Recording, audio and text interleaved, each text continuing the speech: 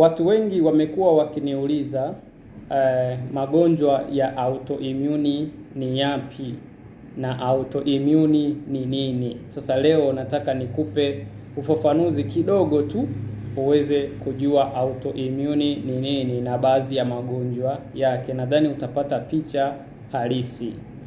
Kwanza, autoimmune ni ile hali ya kinga ya mwili kushindwa kukinga mwili dhidi ya magonjwa, badala yake kinga ya mwili inaanza kushambulia mwili wenyewe. Kwa maana yake kinga ya mwili ndo inakuwa adui ya mwili kwa wakati huo. Hiyo ndo maana ya autoimmune infections ama autoimmune conditions. Ni hali ya kinga ya mwili kushambulia mwili yenyewe, ama ni hali ya kinga ya mwili kujishambulia yenyewe. Kwa hiyo ikishajishambulia inasababisha magonjwa kama yafuatayo.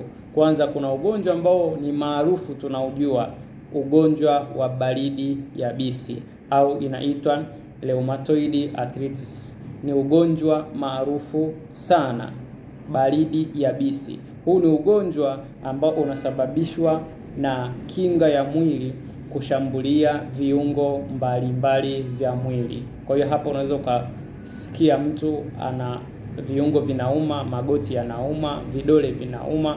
Hiyo ndo inaitwa baridi yabisi. Au wakati mwingine vidole vya mikono na miguu vinakakamaa kabisa.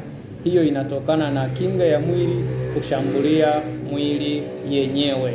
Huu ni ugonjwa namba moja, ama mfano wa magonjwa ambao ni autoimmune. Lakini kuna ugonjwa mwingine wa kisukari aina ya kwanza. Kisukari aina ya kwanza, hii inatokea pale ambapo kinga ya mwili inashambulia seli za kongosho, na tunajua kwamba kongosho ndo inazalisha homoni zinazoratibu masuala ya sukari kwenye mwili. Kwa hiyo ikitokea kinga zikashambulia seli za kongosho, basi kongosho haiwezi kufanya kazi, na kama haiwezi kufanya kazi, insulini homoni haiwezi kuzalishwa na glucagon homoni haziwezi kuzalishwa. Kwa hiyo huyu mtu atakuwa na kisukari aina ya kwanza. Lakini ugonjwa mwingine unaitwa lupus au SLE. Hii inatokana na kinga ya mwili kushambulia sehemu kama vile figo, sehemu za ngozi na sehemu za viungo. Unaweza kukuta mtu ana tatizo la figo, unaweza kukuta mtu ana tatizo la ngozi, chunusi zisizopona, mashilingi na kadhalika. Hiyo ni ishara ya kwamba wewe una tatizo la autoimmune. Lakini kuna ugonjwa wa multiple sclerosis, ambapo hii husababisha kinga ya mwili kushambulia mfumo wa neva. Nimekutana na wagonjwa wengi wenye changamoto kama hii. Kwa hiyo kama na wewe unahisi una tatizo hilo, jua kwamba ni kwa sababu kinga yako ya mwili imeanza kukushambulia wewe badala ya kukukinga dhidi ya magonjwa. Kwa hiyo haya magonjwa mengi na mengine mengi yanayotokana na kinga ya mwili kushambulia mwili huwa yanaonyesha dalili zifuatazo. Kwa hiyo wewe ukiona una dalili zifuatazo kati ya hizi ambazo nitakuelekeza hapa, jua ya kwamba kinga yako ya mwili imeanza kukushambulia. Dalili namba moja ni uvimbe na maumivu ya viungo. Uvimbe na maumivu ya viungo. Unaweza kuwa unaamka asubuhi unasikia viungo vyote vinauma, lakini mauvimbe yanatokea sehemu mbalimbali za mwili. Jua kwamba una tatizo la autoimmune. Lakini kuna uchovu sugu, uchovu wa mara kwa mara. Kama wewe unajihisi kuwa na dalili kama hizi, unaamka asubuhi mwili wote ni mchovu kama vile umepigwa usiku, jua kwamba unaweza kuwa na tatizo hili la autoimmune. Lakini pia dalili nyingine ni mzio wa chakula au matatizo ya usagaji wa chakula. Matatizo ya usagaji wa chakula. Unajikuta una tatizo la constipation, una tatizo la tumbo kujaa gesi. Haya yote ni dalili ya kwamba mwili wako unashindwa kujilinda dhidi ya magonjwa, badala yake kinga zinaanza kukushambulia. Lakini kuna matatizo ya ngozi kuwasha au kuwa na upele. Ngozi kuwasha au kuwa na upele, unakuta mtu anajikuna mara kwa mara au maupele yanatokea tu kwenye ngozi yake, ujue kwamba ni dalili ya autoimmune, ni dalili ya kinga ya mwili kushindwa kujilinda, badala yake imeanza kushambulia mwili yenyewe.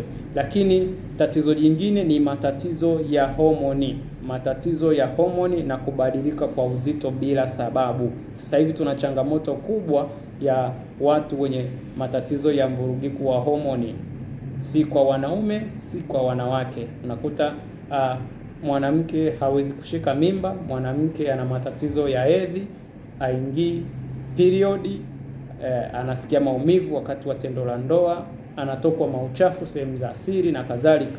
Hiyo ni ishara ya kwamba mwili wako umeanza kujishambulia wenyewe. Lakini kwa upande wa wanaume unakuta matatizo kama upungufu wa nguvu za kiume, matatizo kama kushindwa kubebesha mimba na kadhalika. Hawa asilimia kubwa kwenye jamii tunao, lakini sababu yake ni kwamba mwili unashindwa kujilinda, badala yake kinga ya mwili inaanza kushambulia mwili. Sasa hivi vitu vyote vinasababishwa na nini? Kitu gani kinasababisha kinga zako za mwili zishindwe kuulinda mwili dhidi ya magonjwa, badala yake ziushambulie mwili? Kuna sababu hapa nimeziainisha. Sababu namba moja ni lishe mbovu. Lishe mbovu. Kama wewe unajua una changamoto kama hizi, ama una ndugu yako ama jamaa yako mwenye changamoto kama hizi, jua ya kwamba sababu namba moja ni lishe mbovu. Lishe mbovu. Kula sana vyakula vyenye sukari nyingi, kula sana vyakula vyenye wanga, kula sana vyakula vya kusindikwa. Ndio maana kwenye programu zetu tunasisitiza sana, acha kula lishe mbaya. Acha kula vyakula vya kusindikwa. Acha kula ugali, acha kula wali, acha kula vyakula vya ngano, acha kula vyakula vyenye sukari nyingi. Na hapa ndo huwa tunavutana mashati na wateja wetu tunapowazuia kula matunda. Kuna matunda yenye sukari na kuna matunda ambayo hayana sukari. Sisi tunaruhusu ule matunda ambayo hayana sukari, kama parachichi, kama matango. Lakini matunda mengine yenye sukari nyingi ni hatari kwa afya yako. Na kuna wengine wanaenda mbali, wanatuambia bwana, mimi situmii sukari kwenye chai, siku hizi na koroga asali. Asali na yenyewe ni sukari. Bahati mbaya mwili hauwezi kutofautisha kwamba hii ni sukari ya chai, hii ni sukari ya matunda, hii ni sukari ya asali. Mwili unaichukulia sukari ya aina yoyote kuwa ni sukari, na madhara ya sukari yanatokea tu. Kwa hiyo acha kabisa kutumia vyakula vya namna hivyo. Lakini pia acha kutumia vyakula vya kusindikwa maviwandani. Achana nayo, kula vyakula halisi. Kula vyakula halisi. Lakini sababu nyingine inayoharibu mfumo wetu wa kinga mpaka kinga zinaanza kujishambulia zenyewe ni msongo wa mawazo. Msongo wa mawazo sugu. Stress.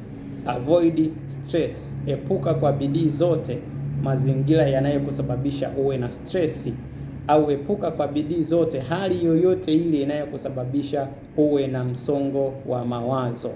Lakini sababu nyingine inayofanya seli zishindwe inayofanya kinga ya mwili ishindwe kukukinga wewe dhidi ya magonjwa, badala yake kushambulie, ni free radicals mbalimbali. Free radicals mbalimbali zinazoingia ndani ya mwili, sumu mbalimbali zinazoingia ndani ya mwili, zote hizo zinasababisha hali hiyo itokee. Lakini tatizo jingine ni mfumo wa usagaji chakula. Matatizo ya mfumo wa usagaji chakula, yote haya yanasababisha kinga ya mwili ipoteze ubora wake na mwisho wa siku ianze kujishambulia yenyewe. Sasa jinsi gani unaweza ukaepukana na haya maradhi? ama jinsi gani unaweza ukaepukana na haya magonjwa. Kwanza, epuka kula vyakula vyote ambavyo nimevizungumza kwamba sio.